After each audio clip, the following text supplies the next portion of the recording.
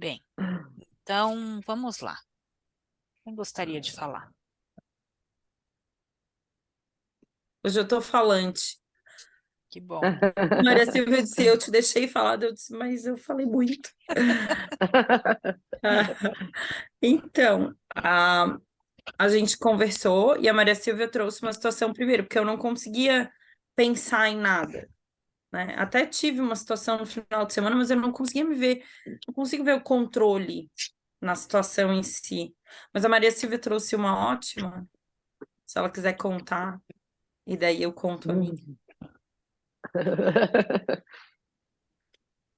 Ai, uma ótima.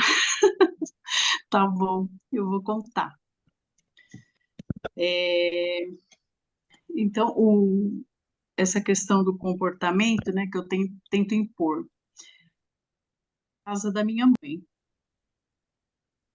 Voltou. na casa da minha mãe. Hum, Meu pai, ele está com demência, né? Então, quando eu chego lá, geralmente eu passo os domingos lá com eles. Aí a minha mãe tem um comportamento o mesmo que ela tinha comigo, né? A minha mãe, ela humilha na frente das pessoas.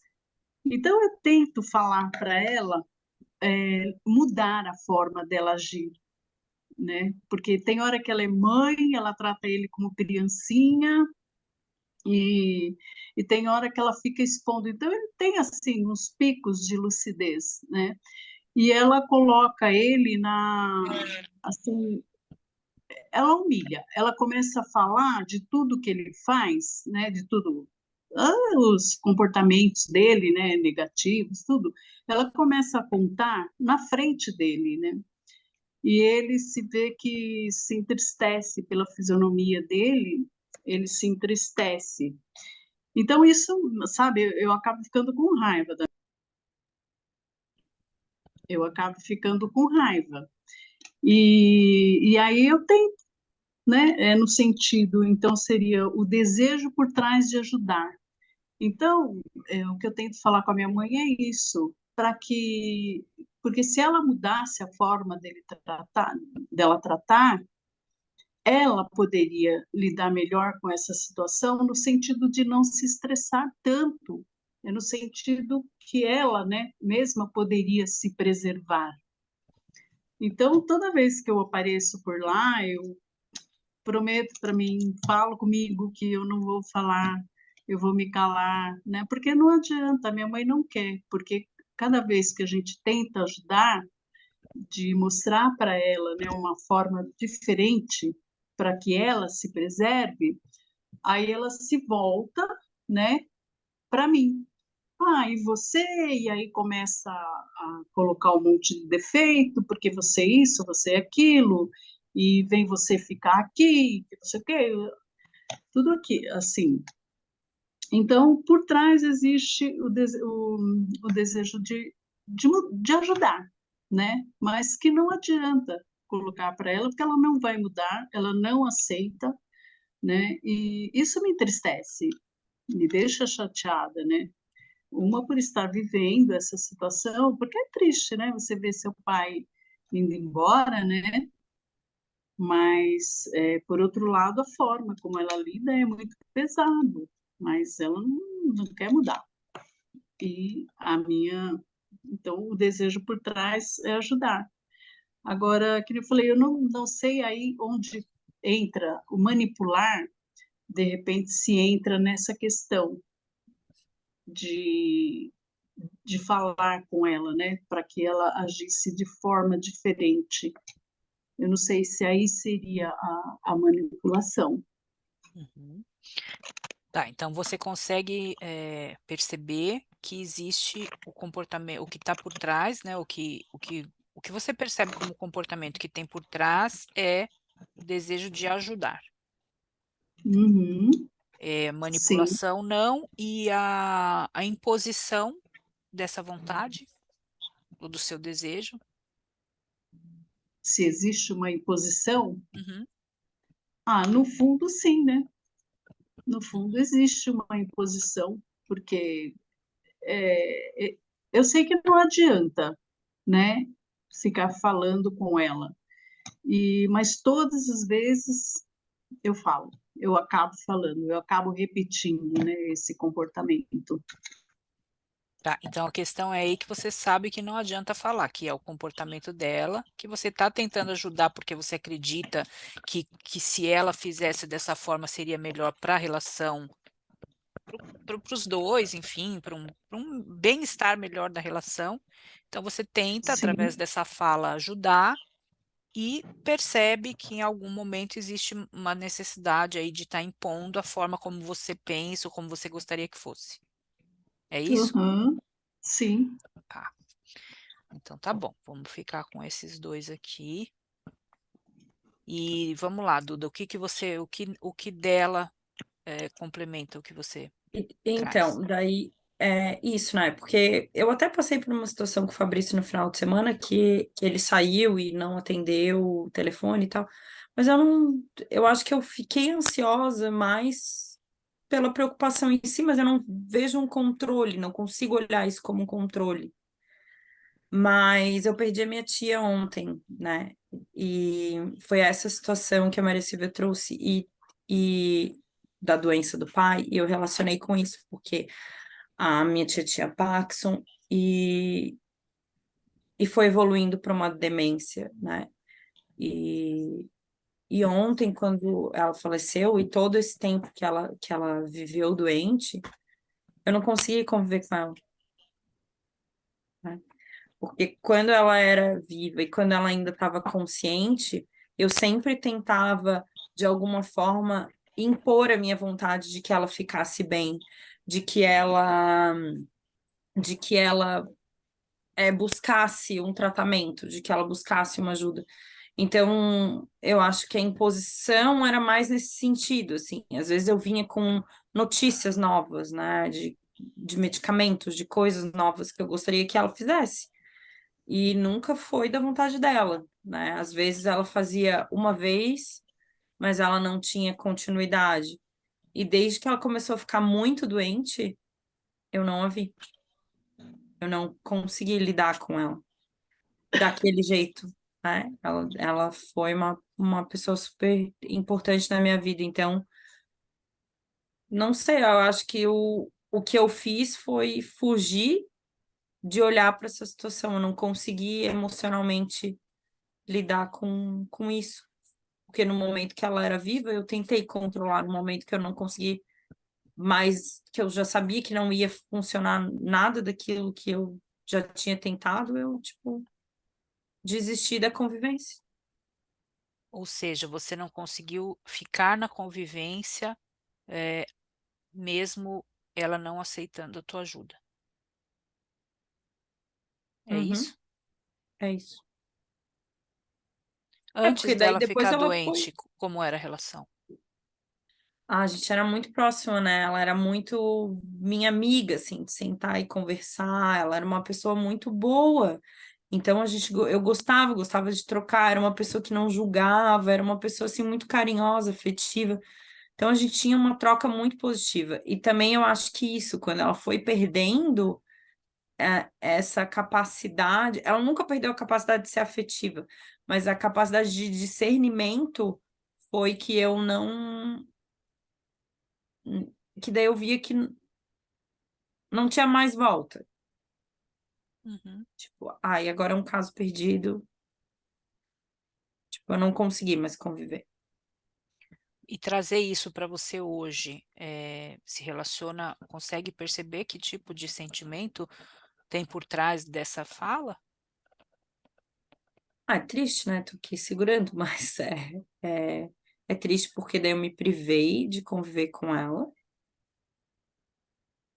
E,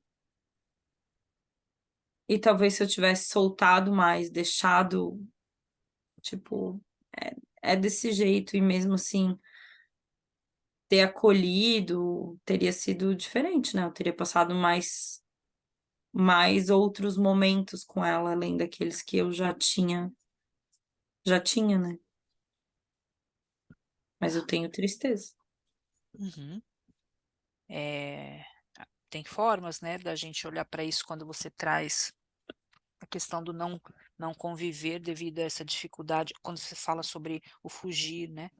Então, tanto pode haver um movimento de como eu não consigo fazer com que seja da maneira que eu gostaria, ou que eu acho que seria mais saudável para ela, eu desisto, eu renuncio a essa convivência, porque eu não quero olhar para isso. Como também pode ter o fato de não querer olhar para quando você fala é um caso perdido, para a própria evolução, quando você fala da falta do discernimento, você sabia que é algo que iria evoluir. E a fuga pode não ser necessariamente do não ser do seu jeito, mas pode ser uma fuga de não querer ver o movimento mesmo, até por amor, por todo esse contexto, né, de ter que ver uma pessoa que a gente ama adoecendo. Então, a gente muitas vezes vem para o mecanismo da negação, né? Mas tu sabe que hoje mesmo eu tava pensando nisso, assim, eu tenho uma amiga que tá se separando e a gente conversou bastante. Hoje eu tava pensando nisso. As duas vezes que eu me separei, eu saí fisicamente do lugar, né?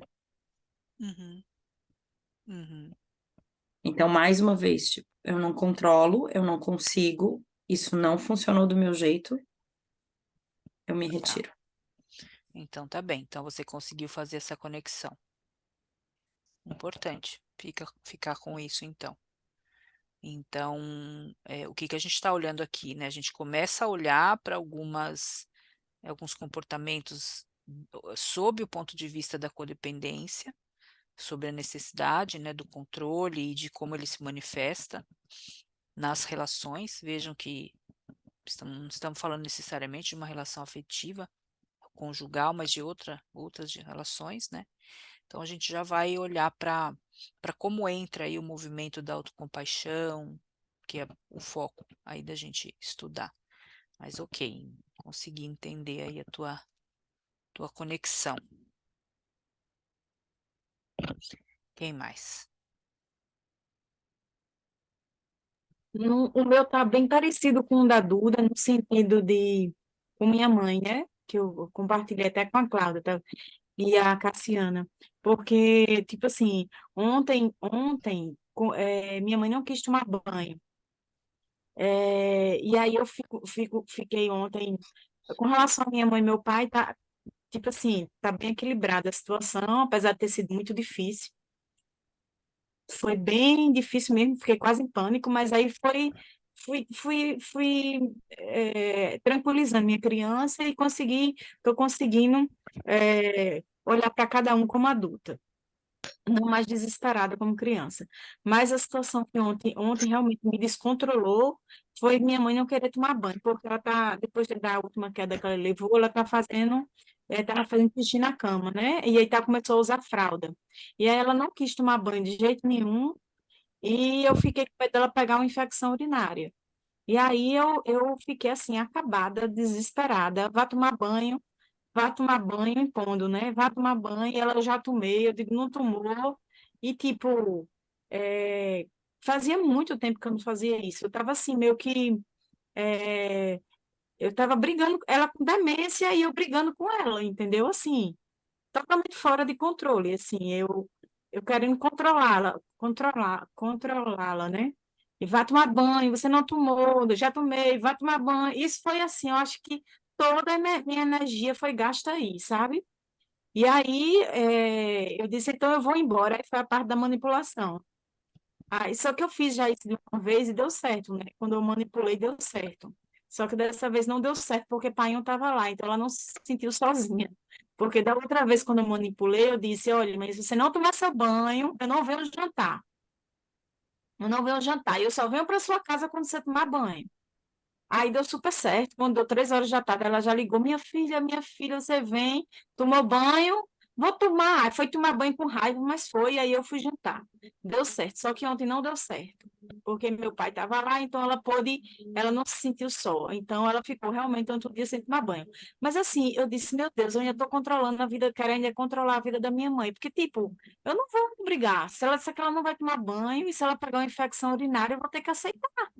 Então, assim, são coisas que é como se eu pudesse controlar ainda, é, Aí eu fugi, realmente eu vim para minha casa, fiquei prostrada, literalmente prostrada ontem à tarde. Eu não consegui fazer nada das minhas atividades que eu tinha para fazer. E eu comecei a pensar comigo mesmo, assim, eu tenho que acertar, eu tenho que aceitar se minha mãe pegar uma infecção urinária, se minha mãe morrer, se minha mãe... Eu não tenho controle sobre isso, eu não tenho controle sobre isso. E fiquei fazendo todo esse exercício, né? E se ela, da próxima vez, ela disser que não vai tomar banho, eu não vou dizer nada, vou ainda dizer assim, tome, vou fazer minha parte de filha. Se ela não quiser, eu vou aceitar. Eu vou aceitar e não vou forçar, e não vou, porque ela não vai, não adianta, porque eu forçar só vai criar uma briga e ela não vai. E se ela pegar uma infecção urinária, eu também não posso fazer nada. Então, assim, eu fiquei trabalhando nessa aceitação, mas, assim, foi triste me ver ainda fazendo aquele mesmo movimento, entende? Assim, eu fiquei triste com o meu comportamento. Eu disse, meu Deus do céu, eu ainda estou querendo controlar, assim, muito fervorosamente, eu ainda estou querendo controlar, sabe? Aí pronto, foi isso. Foi parecido com da Duda que eu falo, porque, tipo assim, eu saí da casa dela e vim embora para minha, como se eu quisesse, largasse, assim, fugisse, porque eu não conseguisse dar de cara com aquilo, caso ela pegue uma infecção urinária e morra. Vamos dizer, eu não queria enfrentar isso, entende? Eu Uhum, preferi largar a mão e vir embora para minha casa. sim. Então, você conseguiu ter a percepção do controle. Muito grande. Agora, quando a Duda fala, você também tem a percepção de renunciar a uma situação quando não consegue Jogar para cima. É. isso, quando não consegue controlar. E você percebeu movimentos que, de tudo isso que você falou, você percebeu a ajuda, a imposição e a manipulação? A manipulação muito forte, né? Porque se ela não tomasse banho, eu não ia para casa dela. Tá. A chantagem. Uhum. Tá bem. Tudo pensando em ajudar. Sim, Mas, na pensando em verdade, ajudá-la, mas na verdade também o como é, você não dá suportar não conta. tê-la. Não Isso, suportar e não tê-la. Não isso. suportar em fugir do meu controle a vida dela. Sim, porque fugir do controle, a vida Ela dela, morrer. e aí quem sofre com isso é você, né? É, Então, vejam que tem essa dinâmica da ajuda ao outro, mas por trás disso tem o desejo de algo que é para nós, né? a Para a minha gente. dependência. Exato, exatamente. Isso mesmo. Então, vamos lá, vamos compartilhando, que aí, quando a gente entrar no conteúdo, vou trazer alguns conteúdos correlatos, a gente vai fazer uma reflexão. Vocês vão fazer uma reflexão em cima do que eu vou trazer, para que as coisas fiquem mais claras para vocês. Oi, Ofélia, boa noite, tudo bem? Oi, Romina, tudo bem? Me escuta? Me Sim, escuta bem? tá um É pouco, que eu um estou pouco agora na baixo. sala, estou em outro lugar, não tenho muita publicidade. A situação é assim, na verdade, é engraçado, né? Curioso, né? Eu também estou com um problema de saúde da minha mãe, né? Vocês sabem que ela está com 95 anos, Alzheimer, e ela se mexe muito pouco. Tá E de falhando um repente, essa pouco, semana, Ofélia, assim, tá, eu me tá está... baixo. Eu acho que tem que colocar só... Me escuta? Pior. Tá Me igual. escuta? Não? Não, dá Me para escuta? escutar, às vezes Não. ela vai falhando um pouco. Vou desativar isso. Pode falar, a gente está ouvindo, só falha um pouco às vezes. Ah, tá. É porque não. Enfim, eu estou com minha mãe, né, de 95 anos, que tem Alzheimer, está em situação moderada, severa, né? E então, nessa semana, justamente, começaram umas escaras. Né? Na verdade, já tinha escaras, mas minha irmã estava cuidando sempre. Né? Mas a questão é que a situação desses dois dias tem sido um pouco tensa, por isso até me desculpa realmente que demorei a chegar, mas eu falei assim, não, eu preciso ir para ter um respiro, né? E, na verdade, assim, sexta-feira vamos ver se fazer uma intervenção nela, né, de tirar a necrose da escara. E daqui para frente é isso, né? Então, realmente, em termos de cuidado, meu, sobretudo, a minha irmã também, mas sobretudo o meu vai ter que ser mais intenso, né? Isso me preocupa porque realmente eu não sou da saúde, né? Minha mãe e irmã são, mas eu beijo sangue e desmaio, enfim, né? E eu estou assim, escutando um pouco que eu peguei na questão da mãe, né? Quando minha mãe era mais nova, né? sempre quis que a gente ficasse junta, né? Nós três, né? Acho que eu já falei para você, sempre juntas, né? Minha irmã, eu. Acho até porque o que aconteceu com meu pai, né? Então, sempre nós juntas, enfim. Mas é a vida, né? Eu estou tentando, assim, estou bem abalada, viu? Mas eu estou tentando me acalmar, né? Porque tem também, como disse a Raquel, né? A questão da... Ela passou também por essa questão que a gente não queria se cuidar. Embora ela, pelo fato de ter sido saúde, se cuidava até. Só que tem um momento em que ela já, por exemplo, não fala muito pouco, ela reconhece a gente, enfim, né? Alzheimer em estado moderado, severo, é assim. Mas eu também tenho um pouco de medo, né? A questão do luto, né? E de como eu enfrento essa situação que vai exigir muito cuidado de mim, né? Cuidado eu dela, né? Porque ultrapassa, nesse momento, ultrapassa com dependência. A gente, um dia você comentou, né, Domina, que agora é um cuidado mesmo da pessoa que não tem como se valer. Sim. Então, eu tenho meio que abrir mão, como eu já abri muitas coisas mão, mas agora realmente está meio complicado. Eu tô assim.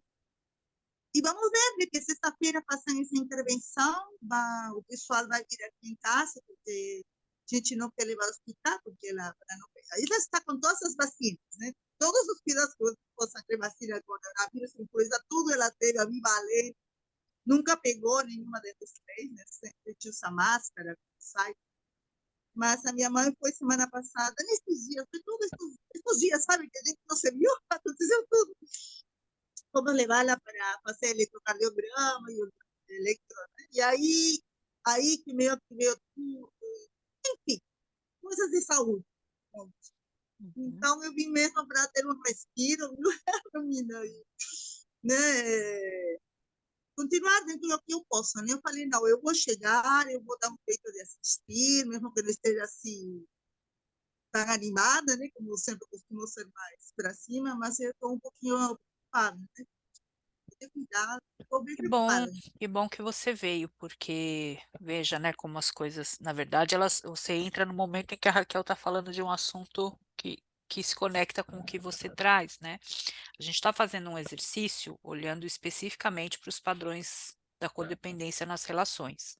Mas quando você fala nessa questão da intensificação do cuidado com ela, claro, não é, nem tudo é codependência, como a gente já falou, né? Tem um momento em que a gente está falando sobre um cuidado necessário do indivíduo em virtude de uma doença que precisa da atenção e cuidado do outro, mas algo muito importante quando você fala de intensificar os cuidados com ela, que vão precisar ser intensificados, é lembrar que nessa mesma medida você precisa intensificar os cuidados com você.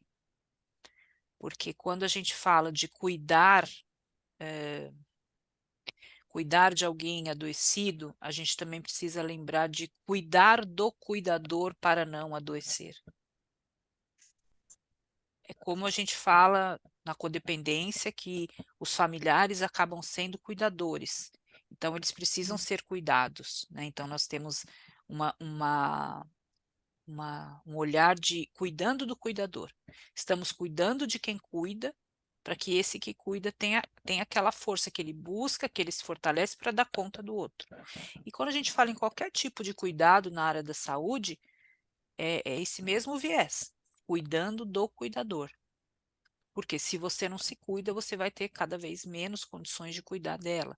E aí eu estou falando mais especificamente do aspecto emocional, porque vão vir, né, esses impactos, então as coisas estão indo, aí você vai ao médico, de repente vem uma nova questão, e você, como você disse, já sabemos, né, que é uma evolução, como isso vai acontecer, então cuidar de si, quando os cuidados com outros se intensificam, é algo fundamental para o processo de aceitação, de não adoecer emocionalmente, de estar melhor para dar para o outro aquilo que é possível. Então, acho que esse é o grande ponto, né, quando você traz. Saúde, não, eu falei, eu tenho que participar, falei, a minha irmã me ajudou, a gente fez. Ela é a líder, né, ela cura, né? Eu acompanho, mas eu ajudo de tudo, né? Instrumentalista, né? Assistente. Mas realmente é difícil ainda absorver esta parte, né? Porque realmente, como ela já não se mexe, então a gente carrega, tem a então ela realmente está em uma fase já passou por várias fases, né? Já passei por essa questão de manipulação também, de superioridade. Embora, como ela sempre teve essa questão de saúde, ela sempre conversou com a minha via, antibióticos, Uhum. como se virar até na questão própria neurológica. Mas já passei muita coisa com minha mãe. Às vezes, talvez eu fiquei triste porque eu vejo que realmente já está numa fase assim, que complicou. Complicou, que a gente que pode fazer agora, vamos ver se sexta-feira ela consegue aguentar tirar essa necrose da escara, né? Escara vira de um momento ao outro. Sim. De um momento ao outro, de repente surge escara. Então agora estamos movimentando ela mais, mas vão abrir a necrose, tomara que não infecte. Então tem toda essa questão, né? Então a situação do estágio é que preocupa. Sim.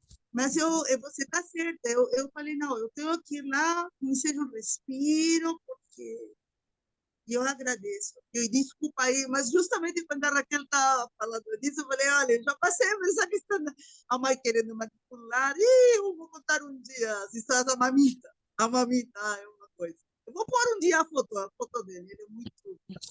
Sempre foi Acho que o muito forte. importante é isso, é você ir, né, e se conectar com as conexões que acontecem aqui são sempre dessa natureza, né? Muito interessante isso. Que bom que você veio.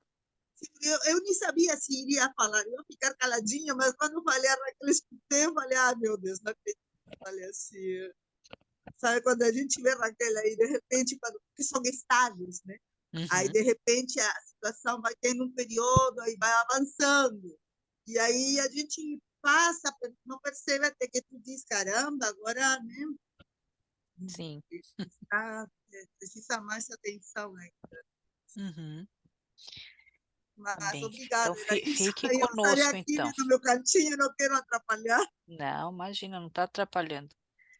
É muito bom saber que você busca o seu grupo, né? Mesmo num momento de maior dificuldade, né? O quanto o grupo é isso, né? É para isso também, né?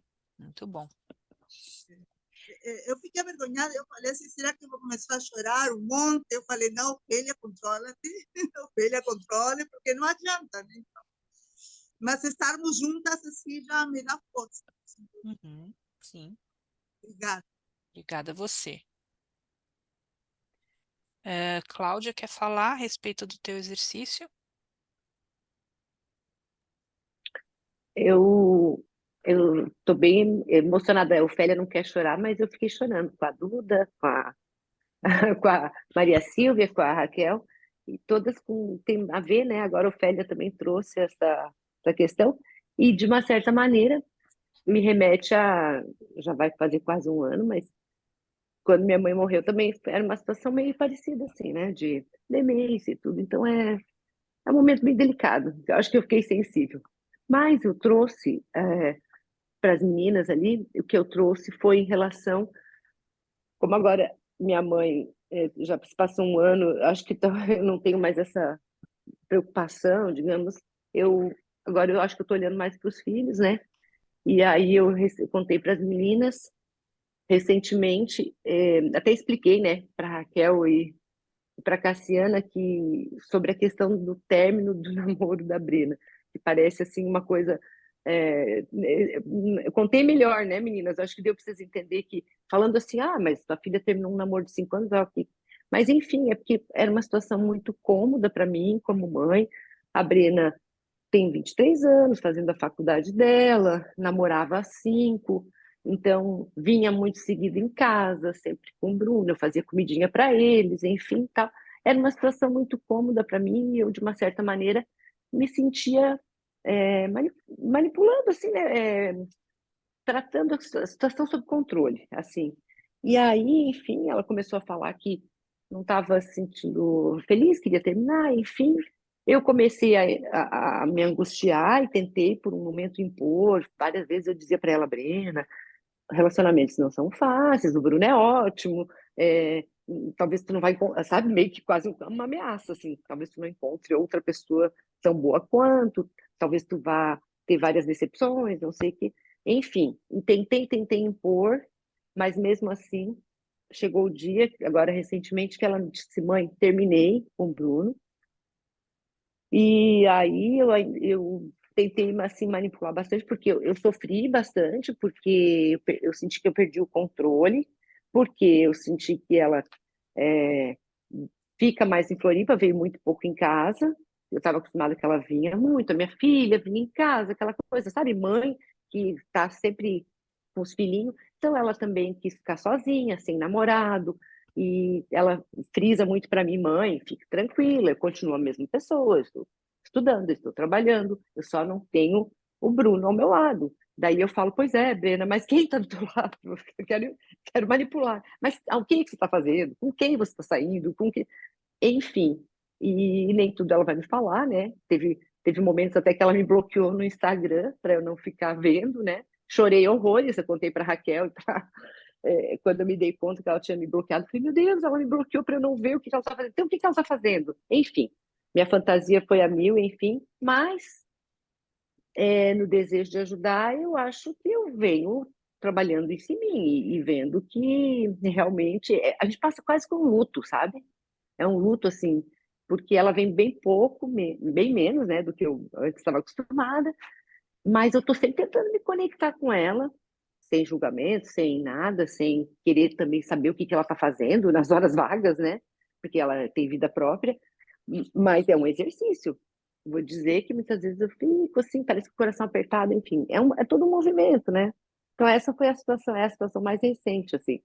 Mas eu me sinto emocionada em falar isso, mas eu me sinto movimentando para isso. E então eu consigo, assim, estou conseguindo me aproximar dela sem invadir, sabe, assim, fazer aquela coisa. Mas, enfim, sofri por isso, assim, também. Chorei, sofri, enfim, e tal. E tô me adaptando a essa nova situação.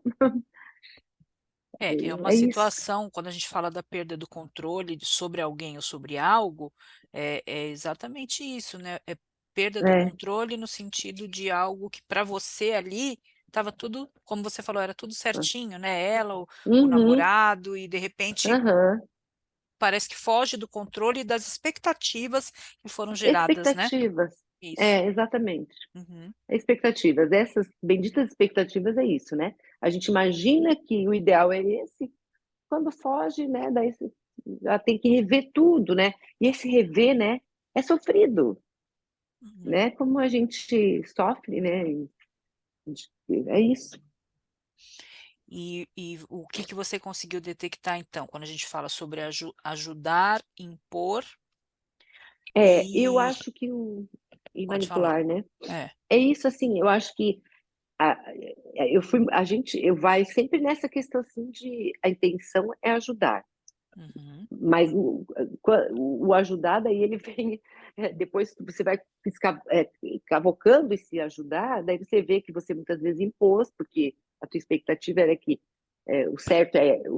o padrão é esse, então tu acaba impondo, né, uma coisa que para você é importante, mas né, não necessariamente para outra pessoa. Então eu me vi muitas vezes impondo e manipulando sem sombra de dúvidas, né? Não, mas olha, né?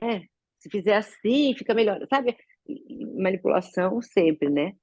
Mas daí a gente se vê nessa intenção de ajudar, mas se ajudar realmente tem que ser bem revisto, porque né? Às vezes é ajudar quem, né? exato. Ajudar quem? Essa é Ajudar uma boa a pergunta. quem, né? É, exatamente. Olhar o É. que está por trás dessa ajuda para com o outro, que muitas Uhum. vezes é a necessidade de ajudar a nós a não A nós mesmos. ficarmos nessa situação, né? Uhum. Ai, ai, Isso é mesmo. isso. Tá bem. Então vamos ficar com isso para a gente poder fazer a reflexão depois. Cassiana consegue falar ou não?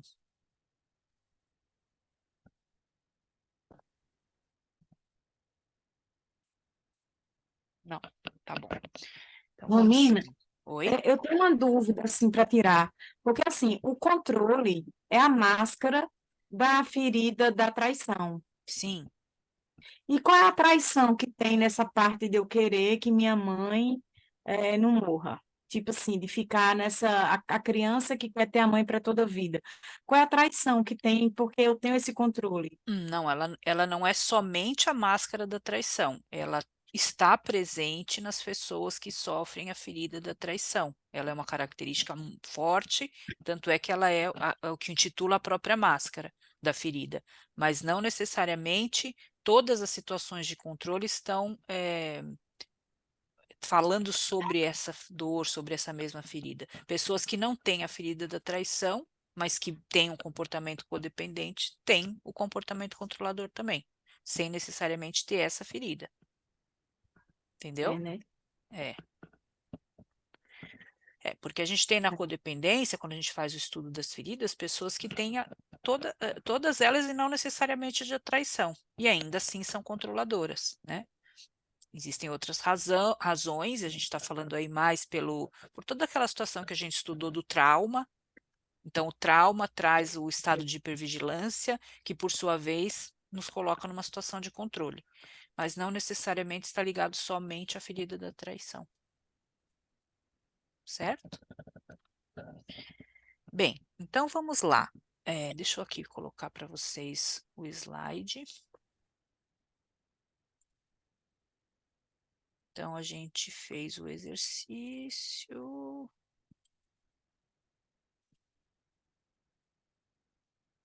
Aqui. Bom, então vamos olhar agora para esse já bastante conhecido, mas sempre importante estudá-lo, fazendo a conexão com outras questões que a gente está vendo nesse módulo de gestão do comportamento. Por quê? Porque a gente está falando de gestão do comportamento, a gente precisa rever os comportamentos que eram comportamentos base. E o controle é um comportamento base, né? Então, vamos só revisar um pouquinho para a gente entender a parte teórica e poder dar a base para a gente fazer a reflexão sobre o que cada uma trouxe. E aqui eu gostaria que vocês fossem se conectando ao olharmos o que é o triângulo do drama e o que cada papel representa, observar o que isso ressoa para vocês de acordo com a história que vocês trouxeram. Ou, enfim, podem surgir outras, mas vamos tentar fazer a conexão. Bem, então, segundo o triângulo de Karpman, nas relações neuróticas, há pessoas que assumem o papel de perseguidoras. Espera aí que tem... Ué, onde que tá o comecinho aqui? Não, aqui mesmo. Então, segundo o triângulo de Karpman, que é também chamado de triângulo do drama, que nós já lemos em diversas literaturas,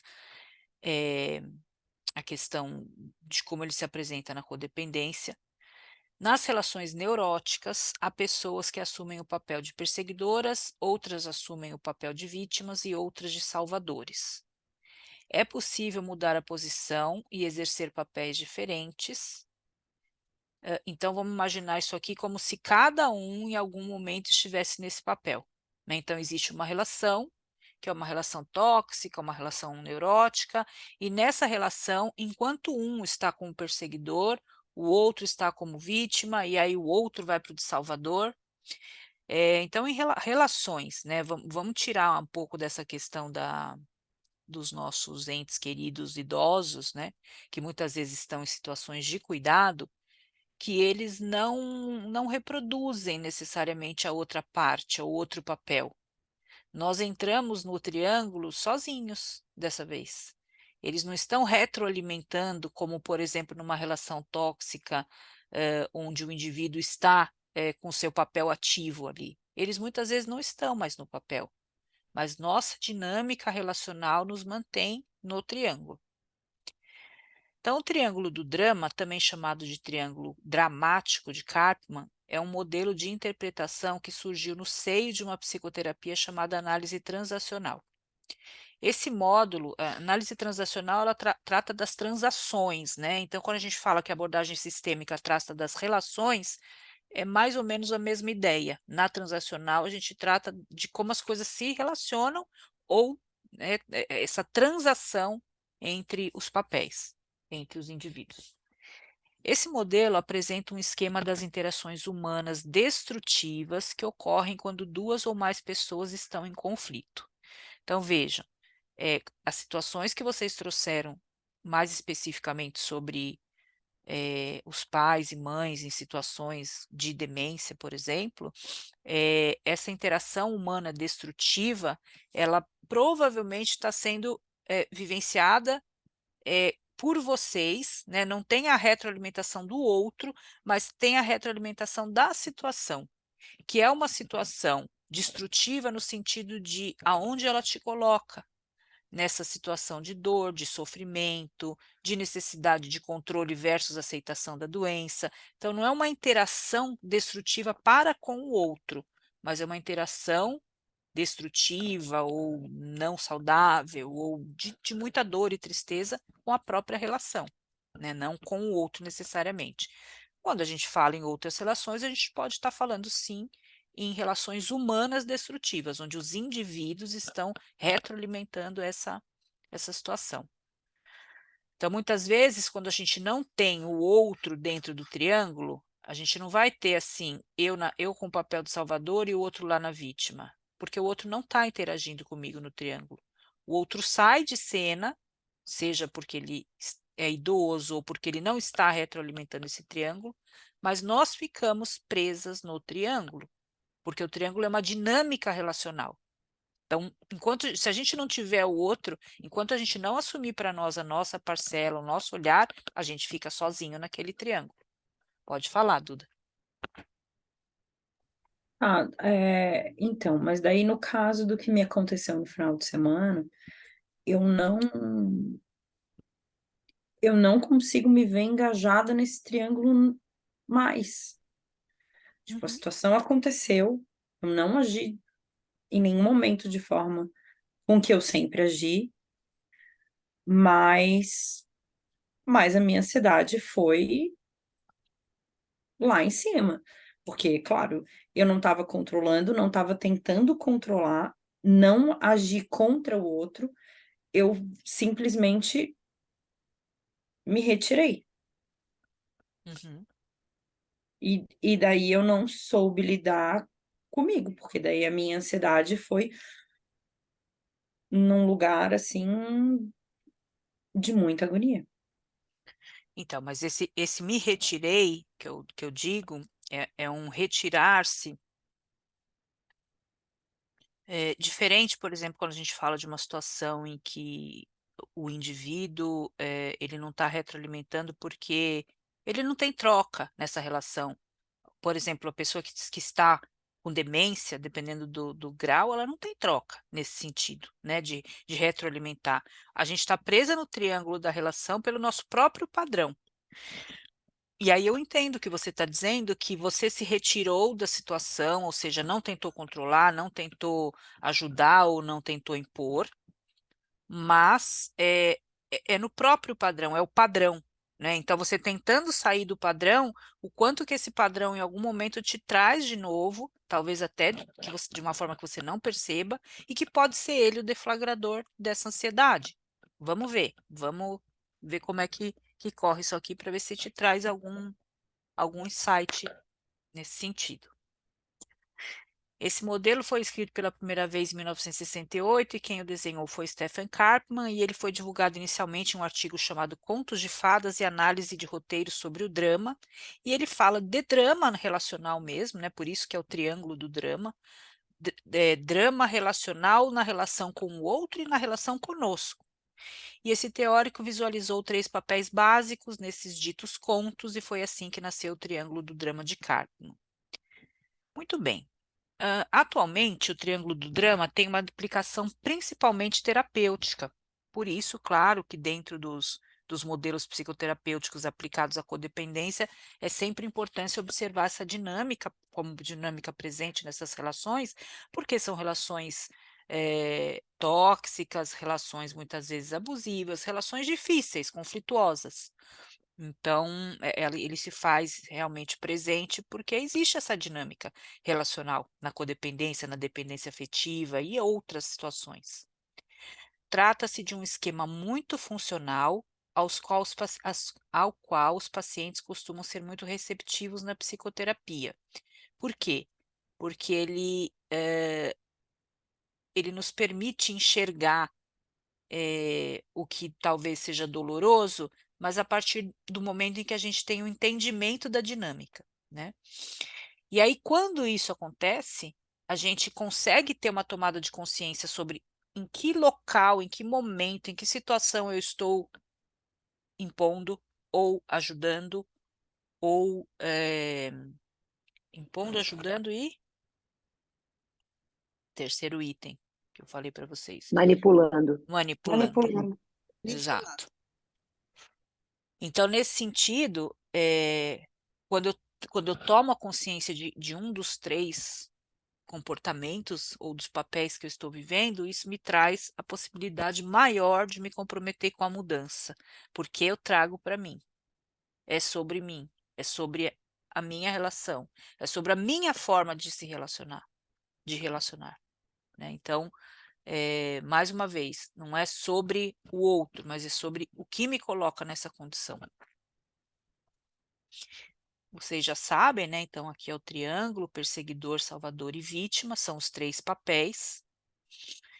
E eles podem se alternar entre pessoas ou uma pessoa vivendo essas dinâmicas solitariamente, digamos assim. O outro muitas vezes não está retroalimentando, mas o nosso padrão ainda está permeado pelo triângulo do drama. Nas relações codependentes, mesmo que de uma maneira mais implícita ou mais não tão declarada, muitas vezes velada, o outro de alguma maneira retroalimenta esse triângulo, né? Então, Duda, quando você fala que você não estava alimentando o triângulo, não estava aderindo ao triângulo ou aos papéis, você pode lançar um olhar um pouco maior de que maneira que ele poderia estar interpretando os papéis para te colocar de novo nessa rede relacional. Não conscientemente, também inconscientemente. É exatamente isso, e foi o que eu trabalhei em terapia, foi exatamente isso, porque eu falei, tu te vitimiza toda hora, né? Tá te vitimizando, tá fazendo as coisas para que eu queira te salvar, e eu viro uma carrasca, né? Porque daí é tipo, te mexe, faz alguma coisa que esse papel de, de vítima eu já conheço, eu tô vendo o que tu estás fazendo, e eu não vou mais fazer nada para te tirar desse lugar. Tipo, pode parar, Sim. Mas você mas também não percebe, fiquei, tipo, metralhando. sim, mas você percebe que na sutileza do comportamento do outro, ele te traz, não um movimento intencional, mas no movimento dele ele acaba te trazendo para esse triângulo de alguma Claro, maneira? claro, já imediatamente, na hora. Tanto é que a minha ansiedade foi exatamente em relação a isso. Foi tipo, Isso. eu estou vendo que está indo para um lugar que eu já conheço e eu Uhum, não vou ficar nesse lugar de novo. uhum. Por isso, tipo, recorri à terapia, fui fazer o que eu sei fazer, mas eu sabia exatamente o que estava acontecendo, né? Não era tipo, vou cair aqui de novo e vou ficar aqui. Sim, exato. Então, a Não. ansiedade é a forma que tudo isso veio para você. A ansiedade que vinha num outro momento, onde você talvez não tivesse a percepção, era um outro contexto. A tua forma de reagir é ansiedade. Então, não é que ela está representando a mesma coisa de lá de trás, não, porque quando eu estava envolvida e ainda não tinha alguns mecanismos, eu era ansiosa e agora eu estou de novo. Não. É uma outra resposta, né? A ansiedade continua sendo a resposta, mas é uma resposta a uma outra situação, que é essa que você está trazendo. Você ter a percepção de que, de novo, aquilo tende a te trazer para a mesma situação e que agora você não dá conta de ficar mais nisso. Não é isso que você quer. Não, eu só queria resolver, tipo, Tá, tudo bem, aconteceu, dane-se, eu não quero mais saber do que aconteceu, eu quero resolver. Uhum. Isso. Mas percebe que a ansiedade ela vem como resposta de uma outra questão agora, de um outro olhar teu em relação a isso? Uhum. Tá bom. Então é Ô, importante a gente. Romina, Sim, é por isso que a gente precisa de cura até o último dia da vida da gente, né? É porque não tem jeito não, Romina. A gente melhora aqui, aí se olhar profundamente, se não quiser olhar, tá tudo bem, maravilhoso. Mas se você isso. realmente quiser olhar e enfrentar, é todo dia tem uma coisa para ir mudando, por mudando. É por isso que disse, até a gente, a cura é um processo que só termina quando você fecha os olhos. Sem Porque dúvida. a gente vai vendo, aí vê, aí já vê que faz outra coisa, aí vai você olha, aí você já vê que já tem outra coisa, e assim vai. É impressionante. Dá um desengano. E quando a gente fala de padrão, e aqui a gente sempre reforça, né, a ideia que a gente está falando de um padrão, ou seja, um padrão relacional, para ele ser modificado, a gente precisa estar em constante movimento de atenção É, e transformação, porque ele nos leva de novo para lá, se a gente não está observando. é. E assim, é impressionante, é como se tivesse uma droga assim na sua frente, balançando. Controle, controle, controle. Aí você não quer olhar para isso quando você já está com a droga do Sim, controle, E né? foi a Aí, mesma coisa que, desculpa, Raquel, que eu falei para Maria Silvia, tipo, a Maria Silvia estava dizendo, às vezes eu quero evitar de ir lá na casa da minha mãe. Claro, porque tu já sabe que ali tu vai confrontar diretamente esse comportamento repetitivo, né? sim. É, é, E é meio cansa, que né? E cansa. obrigatório. E Pô, cansa. cansa muito. Uhum, é. sim. Mas é isso, Raquel, é estar em constante vigilância. Eu acho que aqui, nesse estudo que a gente vem fazendo sobre essa gestão dos comportamentos, isso fica mais evidenciado, porque a gente olha para lá e para cá, para lá e para cá, e a gente observa o que a gente já conseguiu caminhar, mas a gente também observa as coisas que se repetem e o quanto a gente ainda precisa se firmar para manter esse novo estado de consciência. É, são passos, são Sim, passos. Aí você se fortalece em um, nossa, como aqui eu estou firme, como nesse ainda falta uma caminhada grande. sim, São passos, passos que você vai adquirindo essa firmeza. isso. Né, a partir do momento em que a gente fala daquele, vamos voltar um pouquinho para quando a gente estudou resiliência, lembrando que a cada vivência dessa, com um novo olhar, sobre uma nova perspectiva e uma nova consciência, nós vamos sempre estar fortalecendo nossa resiliência. Isso é fato, né? Então, tudo é aprendizado, né? É dolorido vivenciar, cair de novo naquilo, mas a vida é impermanente, né? As coisas não são sempre iguais, sempre vai haver algo para a gente lidar. A questão é que agora a gente vai lidando com outra experiência, com outra condição, que é a resiliência. Ô, Romina, e o dependente é o reflexo nisso? Tipo, o codependente tende a entrar no triângulo do drama. O dependente é quem te traz normalmente para esse lugar, é isso? Sim, porque ele é a outra ponta da relação, né? Então vamos dizer, vamos imaginar essa situação primeira que você colocou. Havia um comportamento seu, que você percebeu que era uma necessidade de ajudar a sua tia ou de impor a forma como você achava que funcionaria, mas ela não retroalimentou isso a partir do momento em que não era da condição dela, te colocar numa dinâmica em que você ficasse mais e mais motivada a fazer. Ao contrário, é como se ela saísse e você sai, né? Então tem essa diluição, porque perde essa conexão dos papéis, de um papel retroalimentar o outro. Então hoje o que você traz, né, a tristeza, tem uma consternação de, puxa, e se eu tivesse feito isso ou aquilo, será que eu teria conseguido? Que é também o e se nosso, né, da vida como um todo. Principalmente quando a gente passa pelo luto, a gente vai sempre imaginar todas as formas que a gente poderia ter feito diferente ou algo que a gente não fez. Isso é natural. Agora, aqui, falando da condição de uma relação, sim, ele sempre vai estar retroalimentando os meus padrões, são reflexos, né? Espelho, lembrando, dependente e codependente, então é uma dinâmica totalmente nivelada. Então, você está tentando sair do papel de salvador, por exemplo, a questão do papel da mãe, mas o quanto ele não tem comportamentos que te trazem de volta nessa condição de ter que ser a mãe. E ele não tem consciência disso. Essa é a questão, né? Agora, também não é porque nós temos consciência disso, ou você tem consciência, ou que a gente tem uma outra consciência, que a gente pode esperar que ele tenha a mesma consciência que nós, né?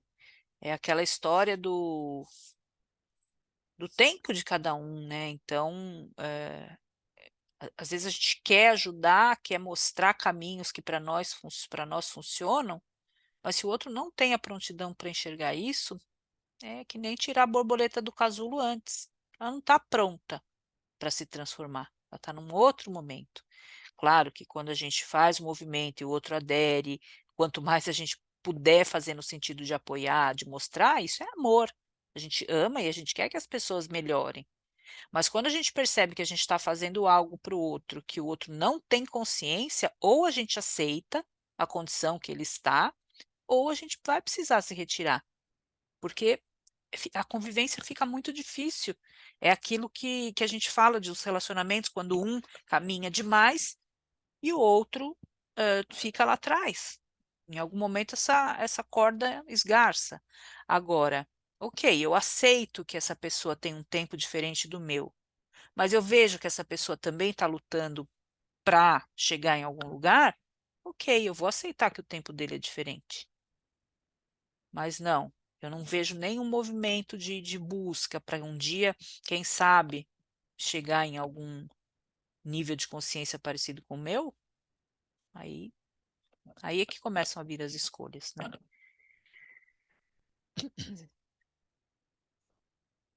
O que, entre parênteses, eu gostaria de dizer que não vejo dessa forma o seu relacionamento, certo? Não vejo como um relacionamento que não tem um movimento.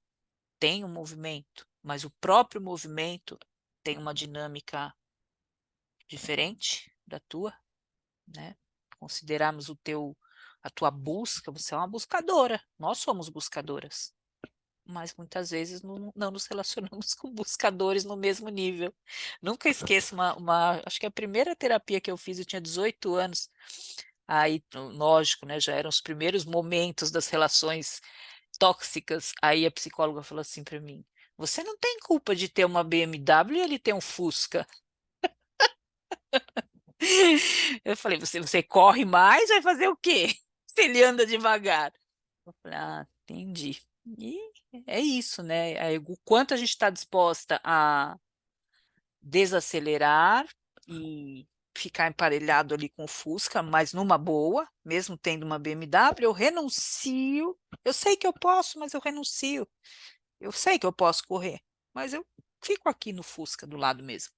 Agora, se isso está me prejudicando, se está me fazendo mal, se eu tenho vontade, desejo de acelerar e aquilo está me fazendo paralisar, aí são as escolhas, né? Mas nunca esqueço essa metáfora. Tudo bem? Eu, no meu É, relacionamento, sentei em todas as cadeiras. No meu relacionamento, sentei em todas. sim, exatamente. Até que um dia eu sentei, me lembro do dia, sentei nesse carro, chorei, chorei, chorei, chorei, chorei, cansada dessa vida, de querer que o outro mudasse, né? Trabalhando sempre para que o outro mudasse, sempre o outro, outro, outro. No dia que eu me percebi, falei, meu Deus, estou cansada, não dá mais, chega. Mas ocupei todas, Sim, durante muitos anos.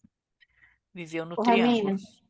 Romina, e é interessante porque a presença do meu pai lá, que tudo que estava bloqueado da minha infância tá vindo à tona com a convivência deles dois, né? Sim. E assim, o pânico que eu senti, muitas coisas do pânico, era justamente para eu não ver minha mãe fazendo as mesmas coisas com meu pai. Eu só fui descobrir agora, na vivência. Uhum. Tipo assim, a indiferença dela que maltratava ele, eu fazia assim, meu Deus, mas agora na velhice ele não vai aguentar Uhum. ele sofrer isso na velhice, né?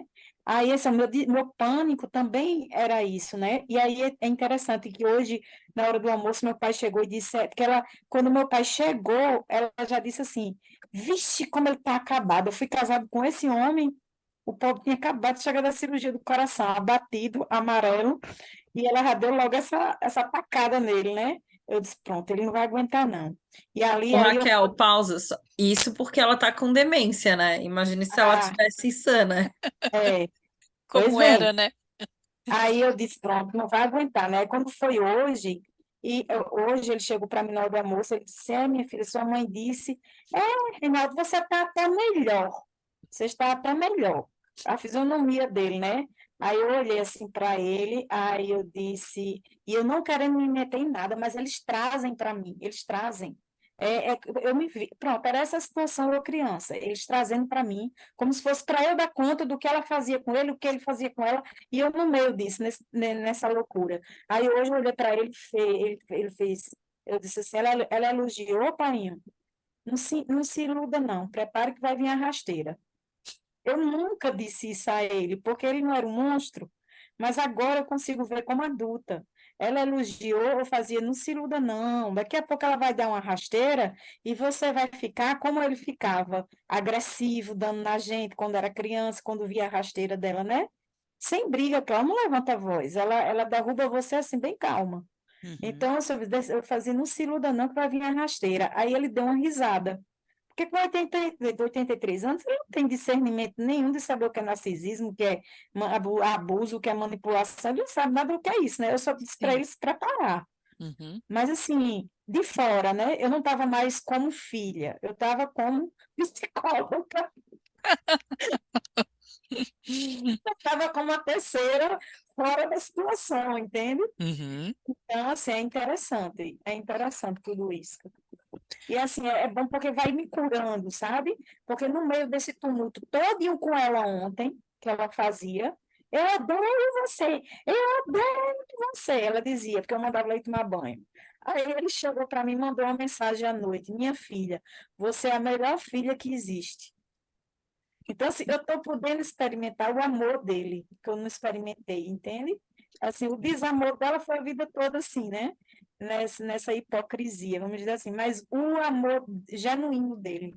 Minha filha, você é a melhor filha que existe. Ele conseguindo separar a filha Raquel da mãe que maltrata, porque eu não existia. Eu era Uhum. apenas a continuação da minha mãe. Ele não tinha olhos para mim, ele não separava eu da minha mãe. Era uma coisa só. E agora ele está dizendo, minha filha, você é a melhor filha que pronto. Eu já morro feliz com essa frase dele de ontem à noite. É muito intensa essa vivência que você está. Muito, Rominho, muito. Eu estou Uhum. quase perturbada. Ela traz, né, tanto a tua reconexão com as suas dores da infância, porque os papéis ainda deles estão totalmente, enquanto casal e pais, pais no que não individualmente, né, porque o teu pai está trazendo um outro olhar, mas você vê a relação deles e essa relação, ela não. Você ainda se conecta com as coisas como elas eram antes, né? Então você sente da mesma forma. Porém, também está podendo ressignificar quando você vê um comportamento desse do seu pai. Então, é uma Sim, experiência muito intensa, muito mesmo.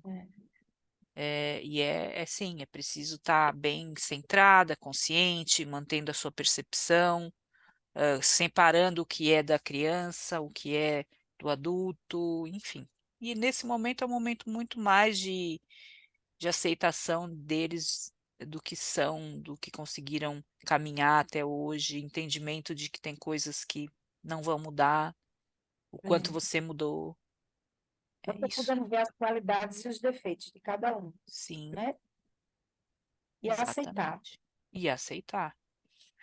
E aí vem até o olhar de maior compaixão para com eles, né? Porque passa a percebê-los também como indivíduos com vulnerabilidades e fragilidades, sendo que quando a gente está no papel da criança, a gente não enxerga dessa forma, né? Um Eles herói, são né? os vilões, né? Você, como é O que você herói, escreveu né? lá? Os algozes, Algozes. os seus algozes, É, e eu sou a criança heróis, né? indefesa, né?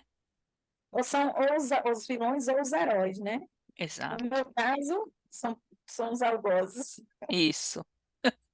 E que agora, conforme vem a sua aceitação, sua compaixão, diminui o, o olhar do algoz, né? E passa a ser de alguém que só estava reproduzindo muitas vezes coisas que já viveu, né? É, é isso. Muito interessante quando a gente ganha essa consciência, e aí a gente pode lembrar, né, de todos os processos que nós já trilhamos aqui, quando a gente estudou lealdade, genograma, heranças, e o quanto isso nos traz a possibilidade de aceitá-los como são, né?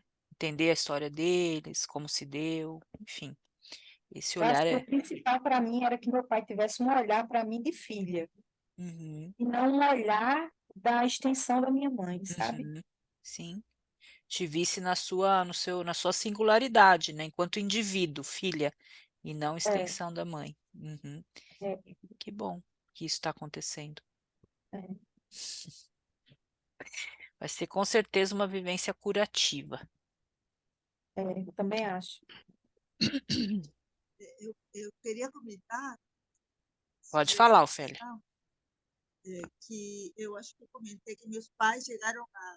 Meu pai chegou a vir ao Brasil 2 vezes, três, né? Mas 2 vezes estava minha mãe e ele. E minha mãe teve uma grande tolerância, mas na verdade esse triângulo de carne, nossa, como falou Maria Silvia, se eu vi isso entre eles, né, já adulta, né? Eu na parte de infância foi mais de abandono dele, de distanciamento dele, né? Enfim, aparecia às vezes, mas já adulta, né? Eles, nossa, esses três papéis de herói, de Uhum. perseguidor, salvador, Fundamental essa tua fala, recorrentemente. porque Oi? além disso, né, então, até complementando, né, como a Duda perguntou, então é um reflexo, né, o outro me traz para essa condição, isso no hoje, mas também é um reflexo daquilo que a gente vivenciou nas nossas relações com os nossos pais, né, daquilo que a Isso. gente viu. Então, se eles se relacionavam dentro do triângulo do drama, é claro que isso, de alguma maneira, se não for pela herança, é pelo comportamento. A gente vai observar, é uma questão comportamental aí. Eu observo os meus pais e vou reproduzir. Mas mais do que isso, tem a questão das lealdades, da herança. Então, para ser leal ao meu sistema familiar, eu preciso me relacionar com o outro da mesma forma que os meus pais se relacionavam. Então, se havia perseguição, salvação e vitimização, vamos fazer aqui também. Então, o triângulo, a gente está, é que às vezes a gente não tem, né? Muitas vezes a gente não reflete o suficiente para entender quantas forças atuam nos nossos comportamentos e nas nossas relações.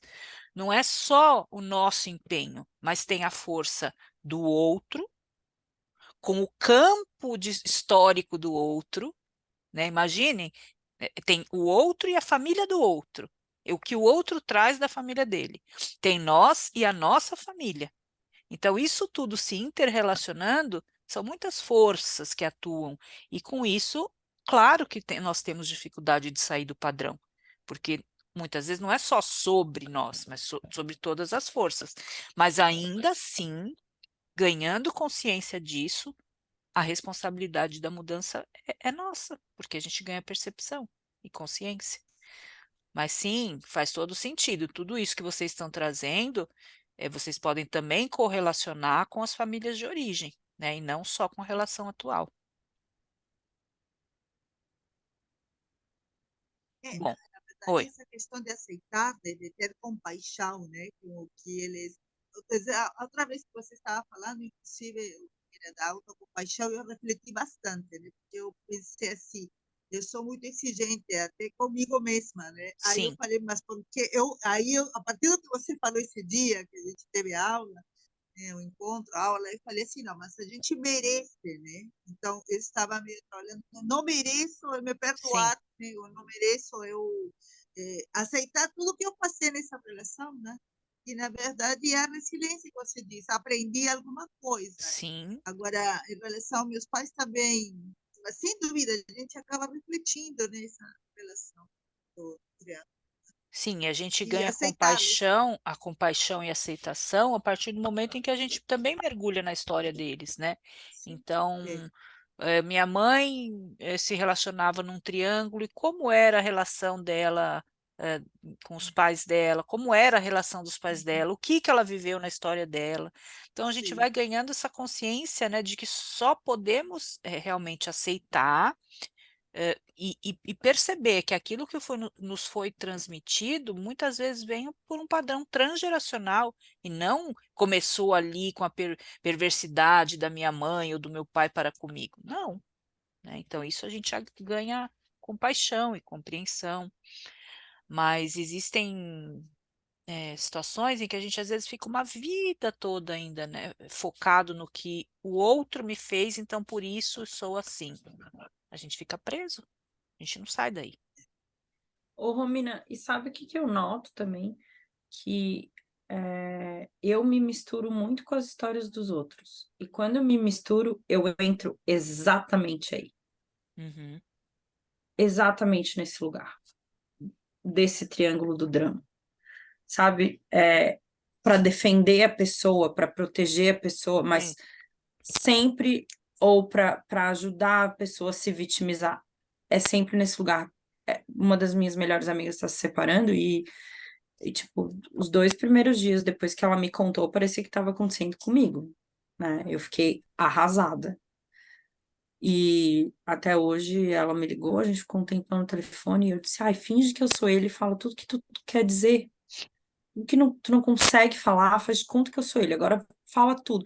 E daí tudo que ela falava, eu dizia, é isso mesmo, é aí, tipo, sabe, essa coisa da raiva e da vítima, né, do que, porra, eu fiz tudo por ti, e agora, nesse momento da vida, tu vais fazer isso, sabe, assim, Uhum. eu entro bem aí nesse lugar, tipo, automaticamente. Uhum. Sim. Vamos pensar na tua força empática, que é muito grande, né? Então você tem uma empatia muito grande. Aliás, você é a fada da empatia, não é isso? Não? A fada do quê? Sou Da fada da família, é família. verdade, da família. Mas, enfim, não sei se existe fada da empatia, mas se não foi pensada ainda, seria um bom título, é você. né? É justamente nessa empatia que você pode acabar se enredando nesses processos do outro, né? Então, a empatia a gente também precisa trabalhar, apesar dela ser uma característica muito positiva, ela também nos coloca numa condição de nos enredar na história do outro. E aí vem também o teu senso justiceira, né? A questão da ferida da humilhação, da injustiça, desculpa, da injustiça. Então vem a justiceira, vou fazer justiça também nessa história. E como? É assim que eu sei, perseguidor, salvador e vítima. Então eu caio lá direto, né? É uma projeção da relação do outro na minha própria forma de relacionar, por Ô, intermédio dessa grande empatia.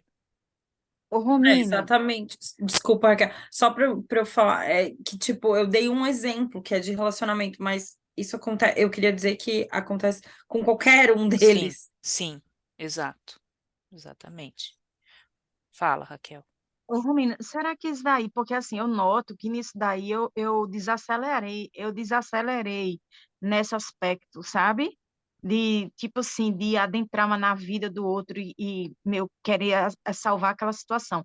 Isso meu era muito aguçado, muito. Mas eu noto que eu desacelerei na medida em que eu não quis mais salvar o casamento dos meus pais. Estava muito conectada a isso. Uhum, A não, tipo assim, como eu não consegui salvar o casamento deles, eu vou ter que salvar o casamento de todo mundo. hum, Tá? No meu caso, estava muito conectada a essa minha ferida. Uhum. né? Daquela criança que ficava no meio daqueles dois e não ter, que todos os dois traziam para mim aquela situação e eu não consegui ter salvado, então eu queria salvar a vida de todo mundo, o casamento de todo mundo, era muito Uhum. ligado a isso. Na medida em que eu fui curando essa parte de que eu sou impotente, de que eu não tenho controle, assim, nesse aspecto de pai e mãe, e de aceitá-los, aí eu fui amenizando essa minha coisa com a vida do outro, sabe? Sim, se nós Nossa, pensarmos. Raquel, Hum, muito, muito significativo isso, porque tu falou isso. Só pessoa quer salvar minha mãe, né? É. No meu caso, eram os dois, era o casamento dos dois, era o relacionamento em si, né? Vocês Ah, percebem que conforme vocês vão trazendo o quanto a codependência ou essa característica específica do triângulo, essas, né? Esses papéis, eles ganham uma complexidade, uma dimensão, né? É com todos os tipos de relações, com relações passadas, presentes, de naturezas diversas, porque a base, o triângulo é a base do comportamento na codependência. Então, por isso que achei interessante a gente olhar para isso de novo, nesse módulo, porque a gente está falando em permanecer num padrão comportamental novo e relacional, então, precisamos olhar, né? Aonde eu ainda me sinto perseguidora, aonde eu ainda me sinto salvadora e vítima na relação do hoje. E aí vocês estão conseguindo fazer conexões com outras relações. É isso mesmo.